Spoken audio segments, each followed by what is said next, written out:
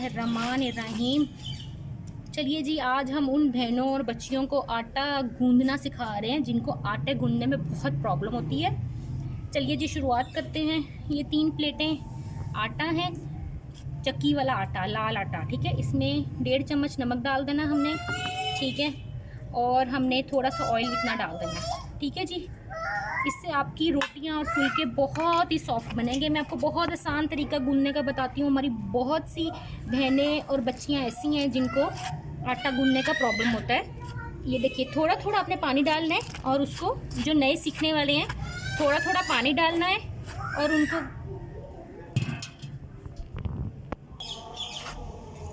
ये देखिए जी, थोड़ा थोड़ा आपने पानी डालना है और आपने इसको गूंदते रहना है, ठीक है जी। ये देखिए,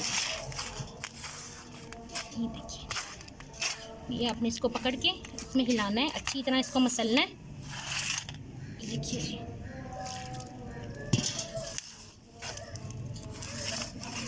ये देखिए, आपने एकदम से ज़्यादा पानी नहीं बस डालना, ठीक है जी। थोड़ा थोड़ा पानी डाल के और उसको तकरीबन 10 से 20 सेकंड आपने उसको मसलना है, ठीक है जी। ये देखिए,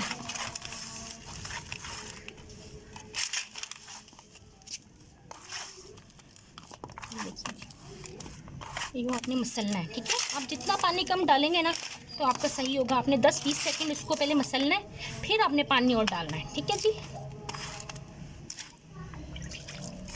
थोड़ा थोड़ा पानी डाल के, ये देखिए,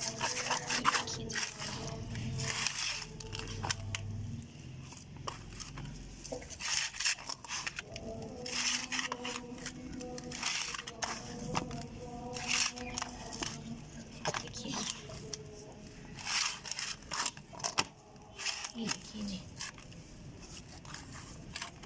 ये देखिए जी, ये हमारा गुनता जा रहा है, ठीक है। आपने पानी बस ज़्यादा नहीं डालना, ठीक है।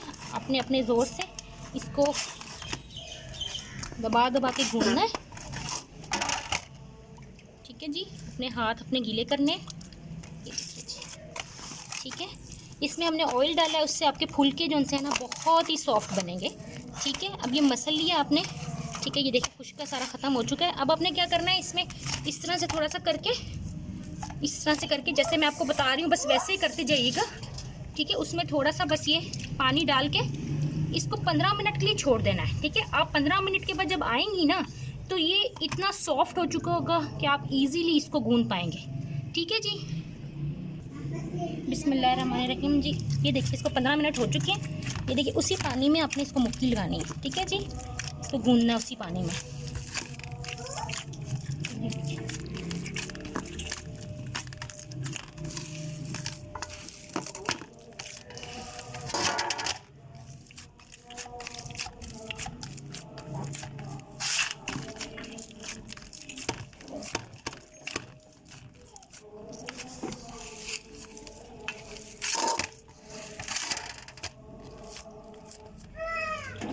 ये देखिए, हल्के से हाथ गीले करने हैं बस आपने।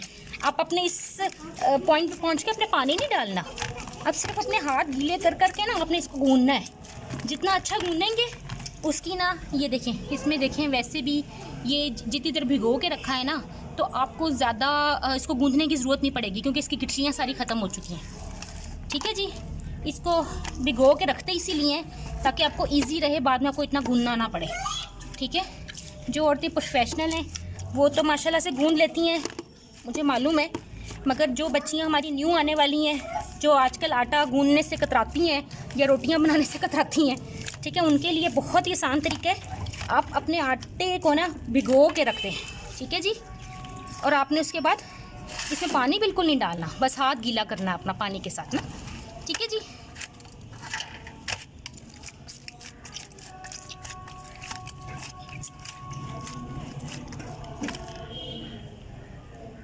चलिए जी, ये देखिए, हाथ को फिर गीला कर लीजिए हल्का सा, यूँ अपने हाथों को ऐसे गीले कर लीजिए, ठीक है।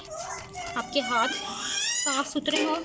ये देखिए, अपना आटा उठाना है, आटा उठा के जिस बर्तन में आपने डालना है कि उसमें डाल देना है। ये देखिए, ये देखिए, इतना नरम आटा गूंदा हुआ है, इसमें ज़रा भी गिठली नहीं है, ठीक है। आपकी गिठली होती है ना, फिर आपकी रोटी बीच में से टूट जाती है, रोटी बनती नहीं है, ठीक है। फिर इसका आप चाहें तो ढक्कन वाले बॉल में भी रख सकते हैं, मगर अगर आपने सॉफ्ट तरीके से जो न्यू करने वाले हैं या न्यू समझने वाले हैं, ठीक है जी, आइए कि जी ये देखें, आप कोई भी कपड़ा ले लें साफ़, ठीक है, दस्तरखान ले लें रोटी वाला, ठीक है, उसको इस तरह से पानी से निचोड़ लें। ये हमारा आटे वाला ही पानी था जिससे हम आटा गूंद रहे थे, ठीक है जी। इसको साइड पे कर दें। और मम्मा आपने इतने देखिए जी, मम्मा अब तो मुझे भी आटा गूंदना आ गया है, इतने आसान से आपने ट्रिक में बताया है। अच्छा जी, थैंक यू सो मच बेटे, आ गया समझ आपको? हाँ जी, अब सारों को ही आ जाएगा समझ। चलिए जी, ये देखिए, आपने आटे के ऊपर यूँ कपड़ा दे दिया, ठीक है, गीला कपड़ा दे के आप फ्रिज में रख दीजिए इसको, ठीक है। 10-15 मिनट तक आप इसकी रोटियां बनाने के लिए तैयार है। शहनीला को इजाज़त दीजिए। मैं होम कुकिंग विद शहनीला में न्यू रेसिपी लेकर जल्द ही दोबारा आऊँगी। अपनी दुआओं में मुझे याद रखें। प्लीज़ मुझे सब्सक्राइब करें, लाइक करें और शेयर करें। अल्लाह हाफिज़।